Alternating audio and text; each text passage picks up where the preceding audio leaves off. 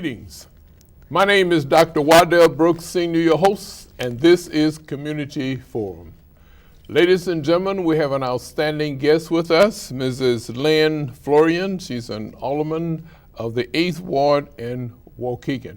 As a matter of fact, she is a newly elected alderman in Waukegan, and Community Forum felt that you should know who she is, her goals, objectives, policies, and so forth, since she's been on as an alderman in Waukegan.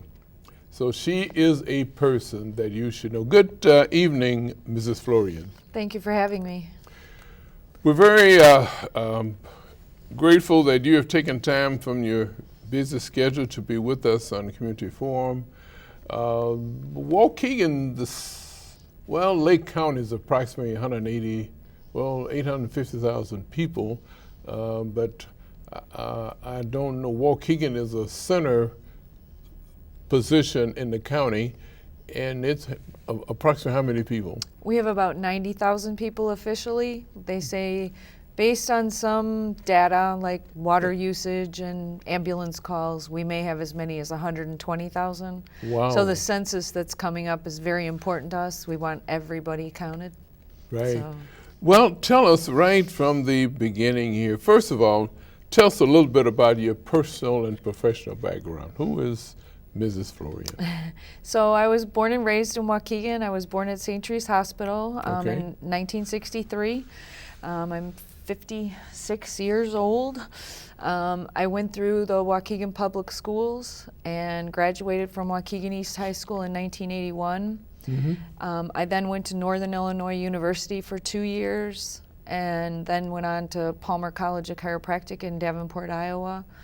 And I completed 4 years of schooling in 3 years there. So wow. I graduated in 1986 with my Doctor of Chiropractic degree. I worked for another chiropractor for about a year, and then I started my own practice in 1988, so 31 years ago. My office is currently on Greenleaf Street, not far from where we are. Mm-hmm. And I've been there about 21 years in that location. I have a really nice practice, helped a lot of people over the years. Chiropractic is really an amazing profession. I'm lucky to be a part of it. I was married in 1991. My husband is Alan Wagner. He currently works at Knaus Motors in Lake Bluff, but he's retiring next month, so we're looking forward to that, so he can start a new chapter in his life. He has 3 children and 6 grandchildren. So, wow. But Waukegan is my heart and soul. I've been here my whole life. And well, tell us about Waukegan then and now. Well, that's when my parents came here in the 50s. Waukegan was definitely an industrial town. Actually, they came in the late 40s, I should say. Mm-hmm.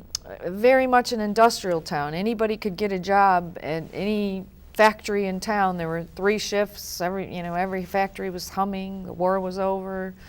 The baby boom was starting, and those days are long past us now. We've lost our industry.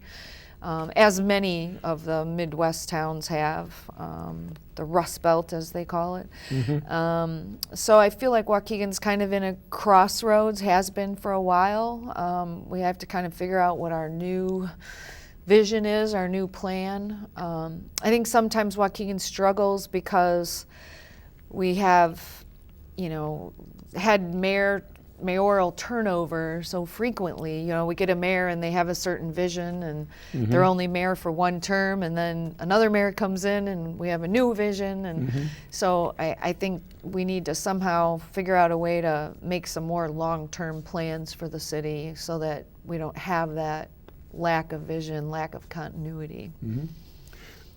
Do you see any reason for such a high turnover?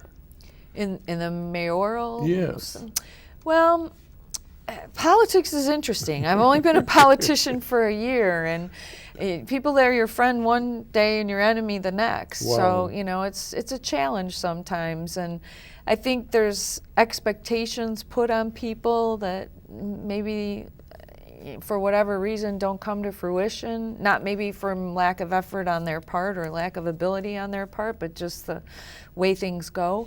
I mean, the way Waukegan's government is set up, I mean, the mayor can have all the vision in the world, but if the, you know, 6 or 8 aldermen don't agree with them, it's not going to happen, Right, you know, right. so it can be challenging. And we're a very diverse city, you know, age, race, you know, economic, you name it, whatever, we have it all, you know. Now, this was not like that when you were raised in Waukegan. It wasn't highly ethnic, was it? No, I don't think so. And I think it was pretty much what I would consider middle class back then. You know, I mean, I know they say everybody thinks they're middle class, but Right. I think Waukegan was probably more, you know, I mean, there were the wealthier people on the Sheridan Road end of town, you know, the okay. doctors and lawyers all lived there. I went to high school with some of their kids. Okay. But I think it was a little more homogenous, if you would say that at one point. So I think that's been a challenge for us as time has gone on to somehow figure out, well, and I think our whole country is actually struggling with that now. Yes. You know, how do we all get along? How do we all figure out that we're all in this together? We're going to be better off if we all row in the same direction than if we fight amongst ourselves, so to speak. I use the term, we're all from the same dust. Yes, You and we know? will return to the same dust. And another one, we may have come over here on different ships, but we're in the same boat together now. Exactly. But And tell us this, though. You have a unique family. Tell us about your family background. so my father was born in Southern Illinois. His father came here from Germany when he was only 12. And my father was one of 7 children, and his mother passed away when he was only 7 years old. Wow. So she left 7 children from the ages 14 to about 1. I think the youngest one was, you know, not quite 1 or 2. So my grandfather had quite a you know, challenge on his hands. The younger children went to an orphanage for a while my grandpa figured out what was going to happen because he had to work. And eventually his sister-in-law, my grandmother's sister, came and they ended up marrying so she could help him raise the children. Okay. I don't know that it was a marriage of romance, but more of necessity. Right. So once my father graduated from high school, he graduated in June. He wasn't going to be 18 till Christmas Day, but he enlisted in the Navy because World War II was happening. And he didn't want to wait till he was 18. So he went and served in World War II. He was on a destroyer at one point and saw all kinds of things that no human probably should have to go through, you know. But I'm sure they all suffered from PTSD, but we just didn't call it that back then. But he was discharged at Great Lakes, and there were no jobs in Southern Illinois, so he came back to Waukegan because there were tons of jobs here. Okay. And he got a job at Johns Manville, and he worked there until he retired. And then my mother was born in Canada.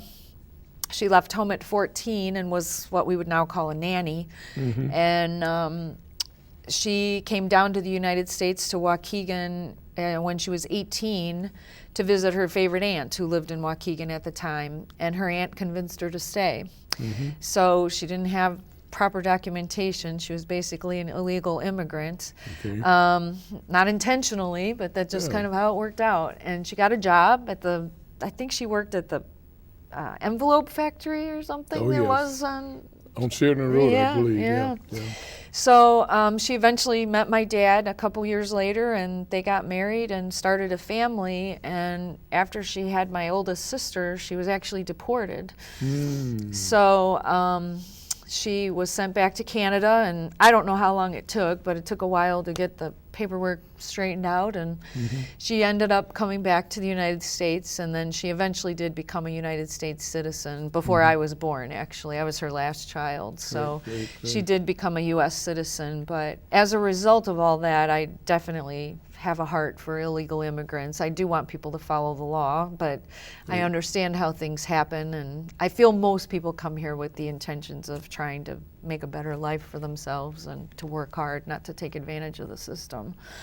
But my father was, my sister was born about a year after my parents got married, and a few days later my father was injured at work. He lost a leg in that injury. Wow. And didn't work for 3 years. So they had a real struggle starting out because they only got paid about $12 a week while he was off work for 3 years. And $12 went a lot further back then, but it still was, for a family of 3, was a difficult situation. But he eventually got a wooden leg and was able to go back to work. And then eventually my mom started working too after my brother was born. And so my mom worked at night and my dad worked during the day, so somebody was always home. We didn't really have babysitters, but life was, you know, 2 parents working, kind of a interesting scenario.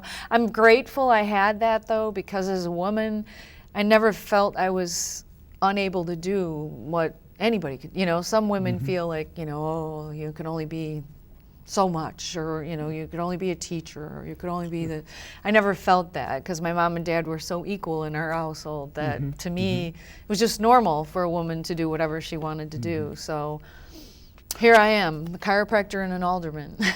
Yes, and what piqued your interest in being in chiropractic profession? My mother was a nurse, and she injured her back at work, and she tried everything. And she even went to Mayo Clinic for her back, and nobody was able to really help her. And so she, as a last resort, tried a chiropractor. Back then, you know, chiropractors were kind of looked down upon, especially by nurses. But she tried a chiropractor, and he was able to help her. And at the time, I was about 14. And I had been diagnosed with a scoliosis, which is a sideways curve of the spine. And my mother mentioned this to her chiropractor, and so he said, well, bring her in. I think I might be able to help her. And he did. And him and I had many long conversations about chiropractic and about health. And I knew I wanted to go into the health sciences in some regard. And one time when I was about 17, he must not have been very busy that day. And he spent about a half hour with me. And by the time I left that day, I was pretty much determined that chiropractic was the right profession for me. It was a natural healing. I could potentially be my own boss someday, which I was interested in doing. And I was going to be able to help a lot of people. And so I pretty much, after that day, didn't look back. And when I went to chiropractic college, my class was only about 25% women. I guess now it's closer to 50-50. But of course, at one time it was probably 99% male, you know, but now it's closer to 50-50. But it's been a great profession. Well, what about the training required to be? When I went to school, you only needed 2 years of undergrad, which they had a specific list of things, you know, anatomy, physiology, that sort of thing. And then now they require 4 years of school and a bachelor's degree. Although they do have a program where you can enter chiropractic college after 3 years of college and then come out with both your bachelor's and your chiropractic degree kind of combined together. But you technically need a bachelor's degree as well as your chiropractic degree now. I don't have a bachelor's degree, but they require it now. Well, how do you get your referrals? Well, most of my patients come to me from other patients. I have lots of families that come, different generations. I have grandparents, parents, and grandchildren in the same family. Lots of referrals within families, lots of referrals from people that work together. Okay. I stopped to see a friend today, and the receptionist asked my name, and I told her who I was, and she said, "Oh, you're the miracle worker, aren't you?" And I said, "Well, no, I'm just the chiropractor," but she knew because several of the people in that place were, come to me. So I get these pockets of people from certain places. And there must be several success stories that you have too to get referrals, right? Oh, So sure. Some of my favorites, I had a young mother that was coming to see me, and her daughter was crawling, but she wouldn't walk, and she was about 13 months old, and usually by then they're walking. And she had this really wonky crawl. She'd crawl normal on her left leg, but her right leg was kind of like almost half like an army crawl. Okay. And I said, something's not right there. And when I would try to make her stand up, she would want to sit down. And I told the mom, I'm like, something's wrong with her hips. And so she said, well, why don't you work on her? So we adjusted her, and after 2 adjustments, she was walking, and after 3 adjustments, she was running. Her hip was just twisted funny, and once we lined her up, and I actually just saw her the other day. Now she's going into 8th or 9th grade, and so we still laugh, well, not laugh, but reminisce about that story of how she would always wear out her pants on the one side from the way she crawled. And they were about ready to take her to Shriners and do surgery or who knows what to her, and we were able to prevent that from happening. I was thinking about, we have several rehab facilities. As a matter of fact, I had surgery and I had they prescribed 10 weeks of rehab for me when I got through. But the difference between the rehab and the chiropractic, because chiropractic is a profession, but rehab is well, chiropractic is all about aligning the body and restoring balance. So in a case like that, it probably wouldn't be a bad idea for it to go hand in hand. Unfortunately, over the years, the medical profession and the chiropractic profession have sort of been, I won't say at odds, but the medical profession doesn't really recognize us as one of them. And if they did, I think people would heal faster and respond better. Like when you're wearing a cast, for instance, or walking with crutches, or your body gets out of alignment sometimes. So the better it's aligned, the better it functions. And so I think it would be great if we could work together, but it just doesn't always happen. Although I will say it's slowly happening. I mean, I've had medical doctors as patients, and I never thought that would happen in my entire life. Wow. So. Well, what about politics? What piqued your interest in getting involved in politics? Well, I became involved with a group of women. Melinda Bush, one of our local state senators, started a group of women called the Lake County Democratic Women's Organization. And her goal was to get women into 50% of the elected positions throughout the county. And I had sort of been dabbling with the idea of running, but then once I joined her group and saw the inspiration and the success of some of the other women in the group, we worked together to help Joyce Mason get elected and Mary Udley Allen, and we got some pretty high-profile success stories. We worked with Holly Kim, Robin O'Connor. So I was wondering about those are some new faces. I was wondering, how did they get elected? Well, we all went out and knocked on doors and made phone calls and did the groundwork, and so I decided to give it a try. I felt like the good old boys had run Waukegan for a long time, and maybe it was time for a different voice. I was kind of inspired by our national political scene. I'm not real happy with the way national politics is going, and I just thought I'd try to use some of that energy in a positive way.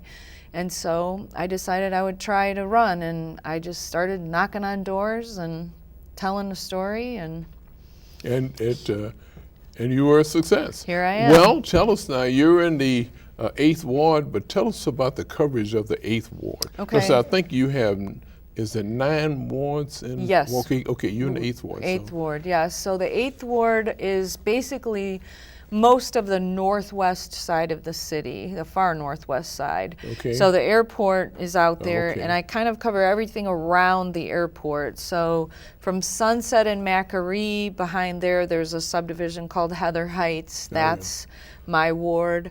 Continental Village is my ward off of Delaney Road, and all of those apartments along there.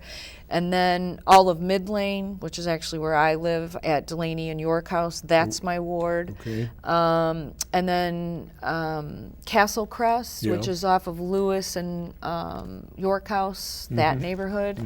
That's my ward. And then also Tuis Farm, which is way up off of Beach Road. Some of those people have a Zion address, but they're technically in Waukegan. They were annexed in, someone told me, because they wanted Waukegan water. And so they let their subdivision be annexed in. So it's very spread out, kind of like a donut in a way, I guess, but very diverse as far as, I have one couple, they told me they've been in their home 50 years, and then I have houses by me that are a year old.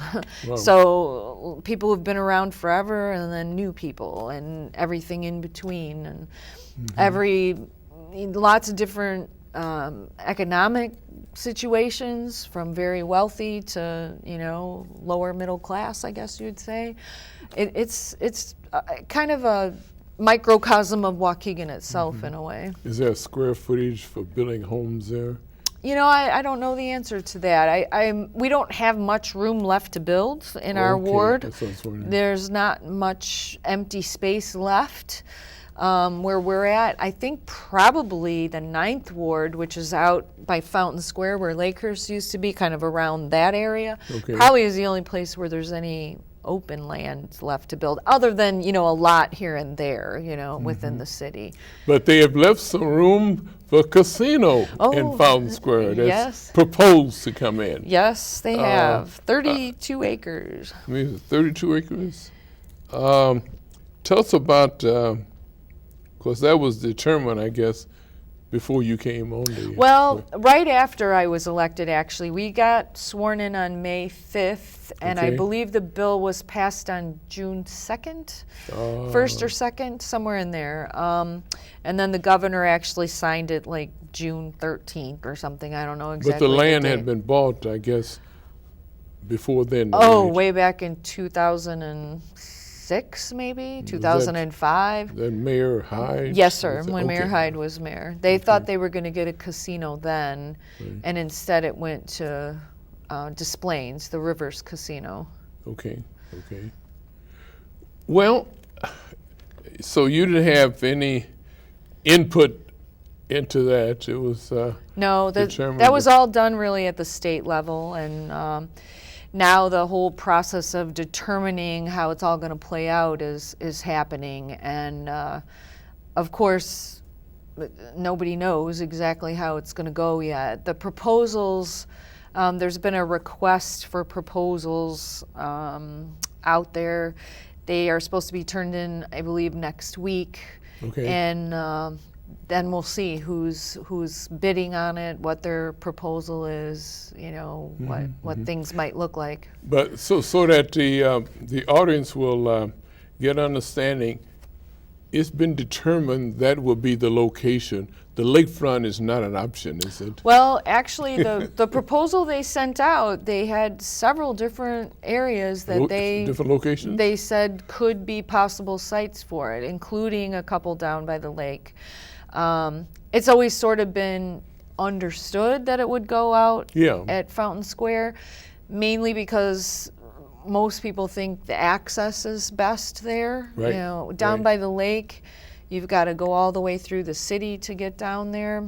Was it depend on the developer, is that right? Yeah, I guess, they could say, I really want it in this spot, and if that's the one that gets picked. I believe the way the process is going to go is Waukegan will get multiple numbers of proposals, and then they will send multiple proposals to the state, and the state picks from those proposals. So it's kind of a winnowing down process. I don't know if we'll get 20 applications and we'll send 10 to the state. I don't know what the numbers are. We don't know yet. They're probably all going to turn their applications in kind of at the last minute, because you wouldn't want yours to be first and then stuff to leak out about what you proposed, and then I don't know. And there's been some, even though developer has not been finalized, but the percentage of winnings has been talked about going to Waukegan, North Chicago, and yes. So the way the Illinois gaming law works, from the profits, so the owner of the casino will get to write off all their expenses first, and then from the profits, the state of Illinois takes 30%. Okay. And then the municipality that the casino is in typically gets 5%. But Waukegan has made a deal some time ago that they would give some of the proceeds to North Chicago, Park City, and the county. So Waukegan will have 3.5% of the 5%. Okay. And then North Chicago, Park City, and the county, I believe, split that 1.5% equally, so they each get 0.5%, maybe. Okay. All right. Okay. So besides what I know a lot of our listening audience been wondering. They've been reading so much in the papers and so forth. Now they're getting it from the 8th, 4th element now about the proposed split in the winnings. Right. Right. Well, there's this misconception when people say, well, Waukegan's going to get 70% of the profits. Yes, I've been well, hearing that. We're going to get 70% of the 5%. Okay. We're not getting 70% of the profit overall. The owner of the casino gets 70%. Oh, boy. So, for instance, if it's $100 million a year casino, which some have suggested it would be, right. Waukegan will get $3.5 million a year. North Chicago will get $500,000, Park City will get $500,000, and the county will get $500,000. For the counties, that's a big split there. Right? Well, I mean, it sounds like a lot of money. To you and I it would be, but to a municipality, I mean, our budget is $75 million. So $3.5 million is just, that's 1 month of payroll for us. Oh, right. So it's all in kind of perspective, I guess. What about, there's been we've been reading in the papers about a proposed maybe entertainment district. Tell us a little bit about that. Yeah, so it's not proposed anymore. It did pass city council. So there was an issue with a proprietor in downtown. The city had leased space to someone to have a microbrewery, these custom microbreweries that are popping up everywhere. Okay. And apparently, this was before I was on the council, this part of it happened. They didn't realize that it was within 100 feet of a church. Ah. And so they couldn't issue a liquor license because of that. So the solution that was proposed to the council was to create this entertainment district. And they didn't change just liquor, they changed gaming too. So now from West Street East and from Belvedere to Grand, the whole downtown area, now there's no longer any restrictions on liquor or gaming. Wow. I voted no on that. Okay. These gaming cafes, they're just, I can say, just popping up everywhere. Is that some concern about the citizens not only in the 8th district, but the whole city? Well, it's a touchy subject because I certainly think we have plenty of gaming already in the city of Waukegan. Yeah. It does bring in dollars to the city, and fortunately, one of the things the council did prior to me becoming elected, They chose to take the proceeds from the gaming and put it towards the police and fire pensions. Oh. Waukegan had been behind on putting the money away, like a lot of municipalities. Not the only ones. Right. And so I think that was a great decision on their part to address that issue and put that money towards that to help address the pension issue. Mm-hmm. So that has been going on since 2012. Okay. And I applaud that. And I do know that when they first initiated this gaming in town, some of it was done to help existing businesses like Bertram Bowling Lanes, Louise, Quonset, places that have been around a long time, maybe weren't doing as well as they once were, and this was a way to bring in more dollars to these facilities. Because with those gaming places, so the state still takes 30% and the city gets 5%. The 70% is split half and half between the person who owns the facility, the establishment, and the person who owns the gaming machines. So the people who own the restaurant or bar make out quite well, actually. They're getting 35%. They're getting more than the state gets, actually. Okay. But as you say, now they're very, very common throughout the city, and it's just not my vision to have them in so many places. I feel, well, I'll give you an example. So gaming started in 2012. Just this last January, I believe, a report came out from the state that since we started gaming in Lake County, $3 billion has been gambled in the county, and over $1 billion of it has come from Waukegan. $1 billion. So that's money that people can't spend on their mortgage or groceries or, going out to dinner or, whatever, clothes for their children, whatever it is, and of that money, 70% of the profits go outside our community, technically. Amazing. So, that's just, to me, I just view gaming as a way of taking money from people and giving it to the government and a corporation, basically. And you get nothing in return for your money. And it I feel it preys on people, They say they put these casinos in communities like Waukegan to help lift them up. They're in need of economic, but I feel they put them there because that's where their customers are. Okay. They don't put it in Lake Forest. Lake Forest isn't asking for one, right? Okay. Or Winnetka or some of these places. Well, you mentioned Lake Forest and Winnetka and so forth, but they have billions of dollars in real estate, so that's when their tax rate is low. True. True. So they don't need to. Right, but who would pass up free money if it was if it was easy, if it was simple, if it was, you know what I mean? Like that, you never have enough. So I'm sure if they thought it was going to be helpful, they would try to take it. But look what it does to a community, though. If you put the casinos in the community, instead of going to Las Vegas, people are going to go to the casino here, right? And they may get their check on Friday, and Monday they start all over again because all the money is going to be going and not necessarily meet the bills at home. Right. Now, supposedly, statistically, only 3% of people get addicted to gaming. I was told by someone, we cannot govern just for the 3% that are going to get addicted. You seem very passionate about what goes on in your district, and that's one of the reasons why you decide to run. But I'd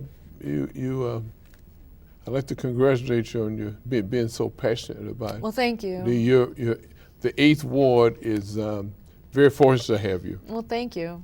Right. I got an email from someone the other day that, used to live in Waukegan, and he watches the council meetings on TV. And yes. he commented on a few things that had happened, and then at the end he said, "I would be proud to call you my alderman." Oh. And that was really nice to receive And, because and you just got elected. yeah. That is fantastic. You mentioned you came in and as deficit spending when you got there, right? Yes, our budget is $3.5 million in deficit. So 3.5 million. And actually, strategic planning is so important, but is there any efforts of the administration having a strategic plan? well, we are in the process of doing a plan. We hired, this also happened before I got on the council, but is still in process. We hired a company to do exactly that. They're kind of giving us a bird's eye view of Waukegan, and they've done a couple of community interactive events where they had people from the community come in and comment on different ideas of what will make Waukegan a more livable place, a more vital place. We don't have the final report from them yet, but I'm hoping that that helps give us some more vision about what we want to accomplish and how we can get there. As I mentioned, part of the problem is with the turnover in the mayors, we don't have really a 5-year plan or a 10-year plan, or, you know, I've advocated for us to get a city manager because then we could have some more continuity depending on who becomes mayor. But then that changes the role of the mayor, you know, because it makes the mayor more of a figurehead instead of the day-to-day manager of the city. So no mayor has ever wanted to bring that in. But I think a city the size of Waukegan deserves to have continuity and to have some... Because you're one of the largest in the county, right? Largest cities in the county? Yes, we're like population? 6th in the state maybe or something like that. But yeah, we're the largest in the county for sure. Yeah. Wow. This is... So actually, do you have, we mentioned about strategic planning, but what other forms of revenue has the ward alderman been thinking about? Well, it's besides the casino gambling. and the gambling. It's very hard as aldermen to accomplish things because we have this thing in Illinois called the Sunshine Law, which means we have to do all of our business in front of the public. We are not allowed to get together and talk strategy. Oh my goodness. We have, which is a good thing. I mean, I wouldn't want, now that I know what it's like, I wouldn't want the alderman making all these plans with nobody knowing what's going on. Yeah. But on the other hand, it makes it hard as an alderman to accomplish things because you can't get a consensus. You can't, you know. So everything happens in front of the public at committee meetings or council meetings. So I'm so new at this. I haven't figured out how we really, you know, get our goals accomplished yet, but I'm hoping that as things move forward, we'll figure out ways to because there's 4 of us. There were 4 new aldermen sworn in the same day I was, total of 4. And it's the most they've ever had. They look back 30 years. There had never been 4 new aldermen at one time, which I say is another example of the good old boys, because it was always the same old people getting elected all those years. Okay. We just had one alderman not run this year. He had been on there over 40 years. Oh my goodness. So this was kind of a whole new experience for the city to have 4 out of the 9, you know, become new faces. So we're still kind of getting to know each other in a way, you know, and as I said, it's a little difficult because of this Sunshine Law. So hopefully we can come up with some strategies and some ideas. And one of the things I talked about when I ran was our lakefront and our beach. I love our beach, and I think it's a great asset for our community. I would love to see a bathroom down there. I mean, they have porta potties, but they don't. When I was a kid, there was a building down there with bathrooms and a concession stand, and I think they even had showers, and so you could go down and spend the whole day there, you know. But now with just porta potties, I don't know. I just think we deserve a little better than that. So who controls that report? Is that the park district or is it the city? Well, that is a good question. I like that. The city actually controls it, but I kind of feel it's zoned recreational, so I kind of feel like the park district should run it. And our park district in Waukegan is amazing. They've won all kinds of national awards, and they're very fiscally responsible, and I would love to see them get control of the beach and put a bathroom and whatever else, you know, put some walking paths, maybe rent paddle boards or kayaks, or you know, just something to get more people down there, getting the beach used more. You know, there were lifeguards down there when I was a kid, you know, just that kind of stuff. And I just think, I know it's only going to be for 3 or 4 months of the year because of our seasons, but if we could get people utilizing that beach, I just think it would be such a great asset for us. Well, I noticed from reading in the newspaper that Representative Snyder had, I guess it's been approved, $400,000 for the renovation, improvement of the beach activity? Well, I know the pier is being redone over by the harbor, and also I'm not sure if what you're talking about is at Illinois Beach. They're doing a big renovation. They got some money. Oh, I thought that was the city, but that's the It beach? could be. I don't know about Waukegan getting it, but it could be. I'm not sure. But I know the state, I think what I'm thinking of is the state. They're doing Illinois Beach with the money that they're doing for the infrastructure. Yeah, that's the state. The state controls state beach. I know Illinois, or Waukegan has done some cleanup at the beach, and that... maybe that was... maybe that's what it is. And then the pier is being resurfaced so that that's safer. Now, the Amstutz, is that... going all the way to Zion, or is that stop right there at...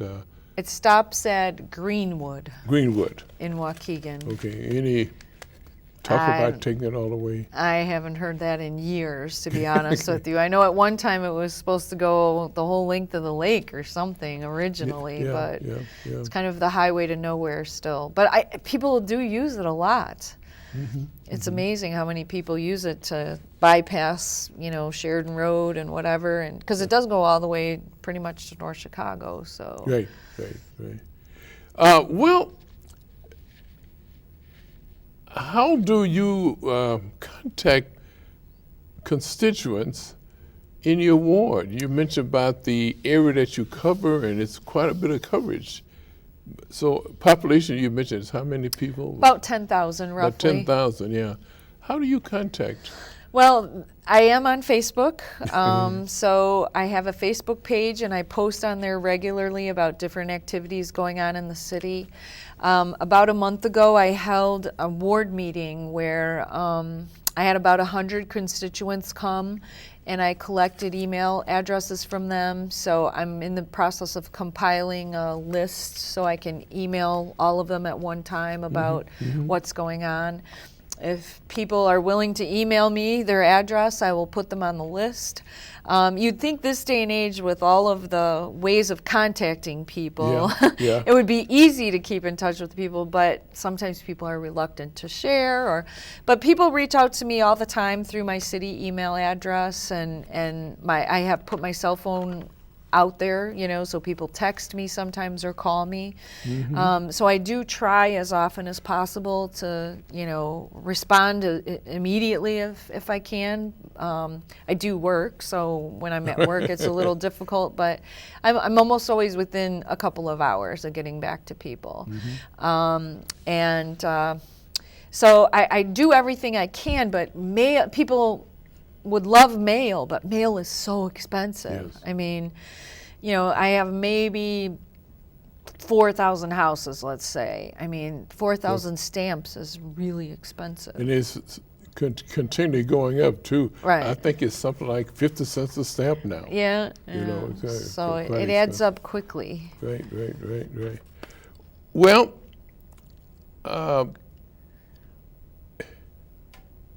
getting your constituents excited, if they're as excited as you are, you know, then what about voting though? This is probably a nationwide problem, though. But what percentage of, and you just had an election, the percentage of people voting? The primary election we had less than 10%. Amazing. We had about 500 people vote in the primary. Wait a minute. 500 people out of 10,000? Well, not all 10,000 are eligible to vote because some of them are children, but you could say maybe 4,000 or 5,000 probably are eligible to vote. So yeah, it was. How many now? 500. 500. Okay. Yeah, it was pathetic, really. Those 500 people pretty much decided, well, at least they decided that first election. And then the next election, there was almost 1,000 people that voted, 900 something. Mm-hmm. So it was almost double. But that was that was still less than 20% though. Yeah.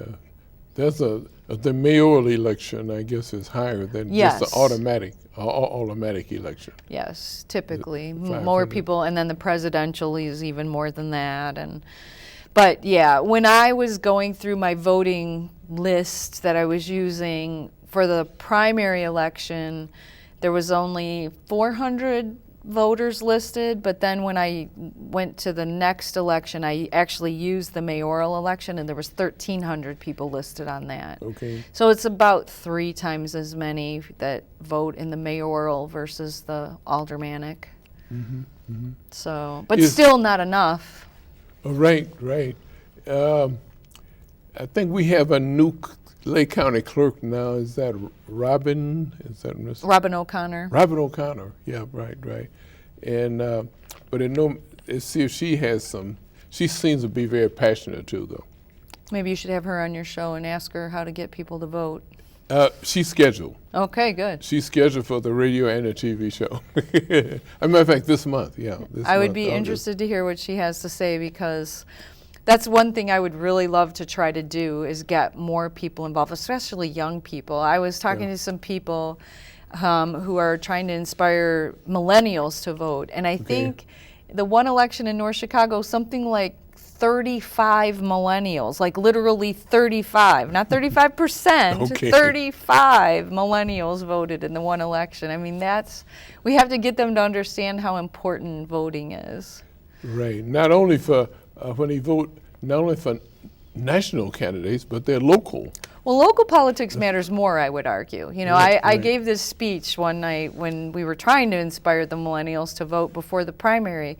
And I said, we had just had our national government shutdown, remember, back in January or whatever? Right. And I said, okay, most people didn't even notice. If you didn't work for the government, your day-to-day life really didn't change, you know, unless you worked for the government and you were working and not getting paid or not working at all.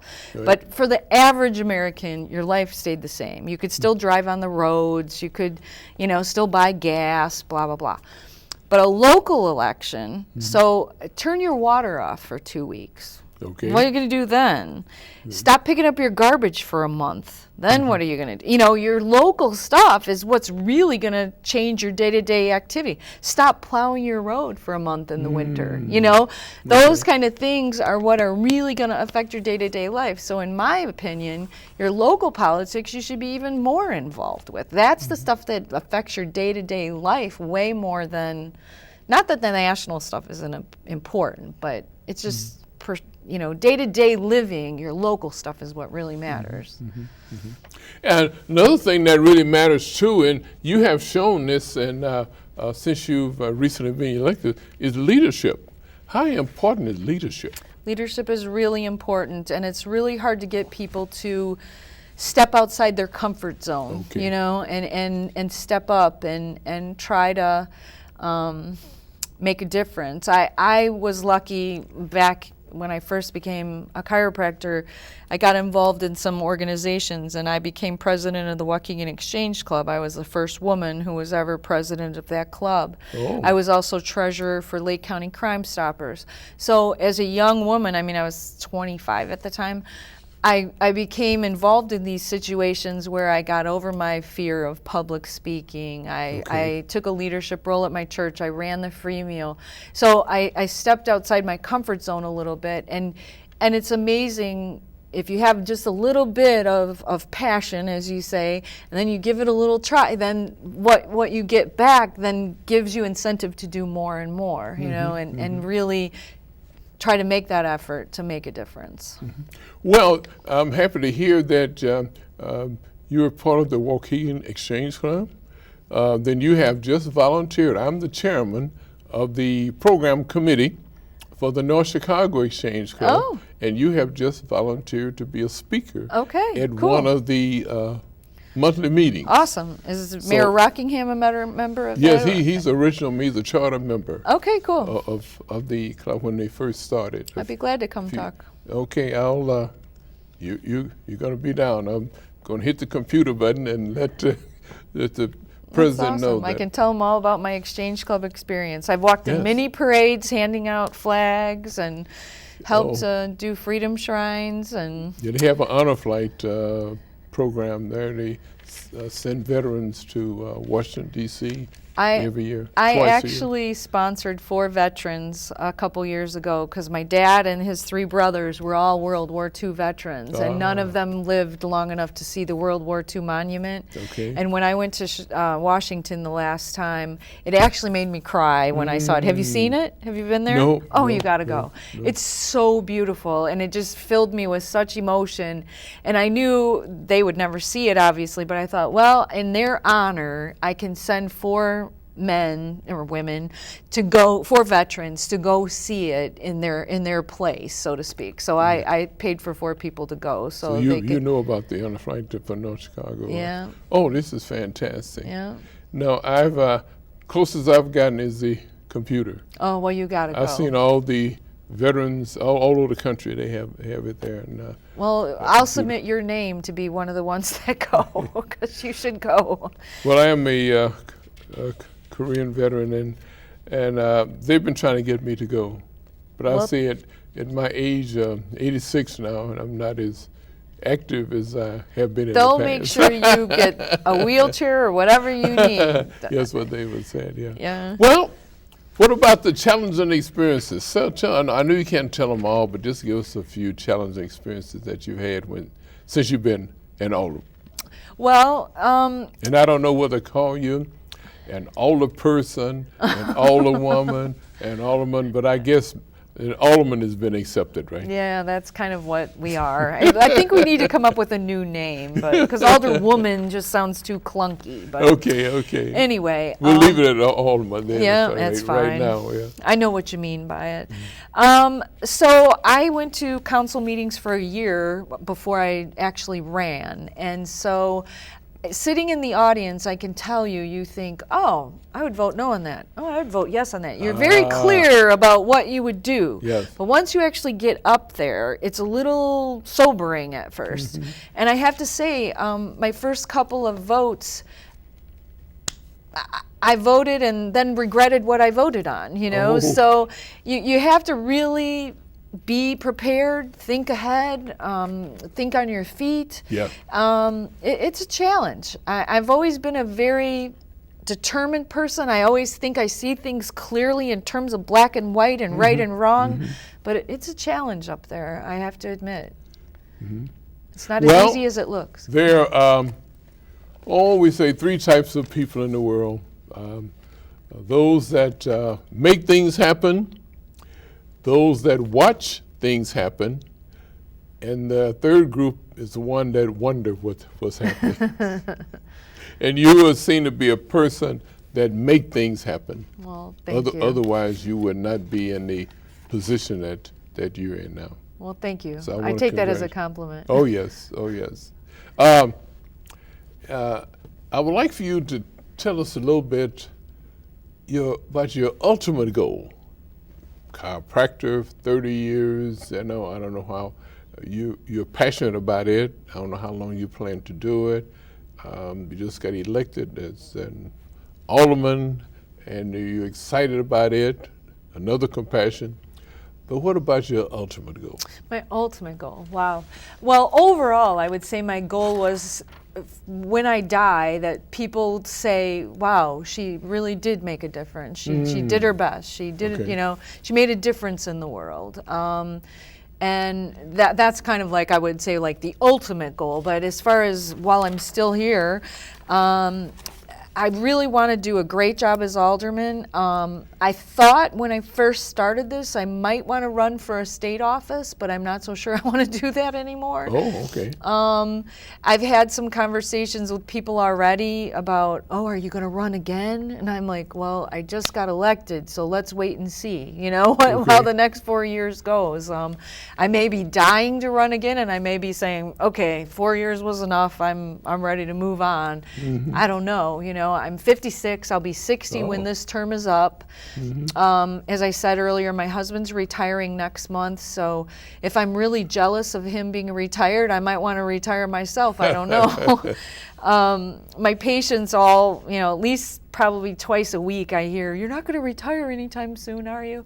So I don't really know for sure. This is all so new. I'm not quite sure where it's going to lead me. But I just know I'm going to do the best I can to make a difference and to do what I think is right. And sometimes that's a difficult thing. Well, yesterday is gone. Today is a gift. That's the reason we call it the present. Tomorrow may never be. Right. So we have to think about doing things while we're on this earth.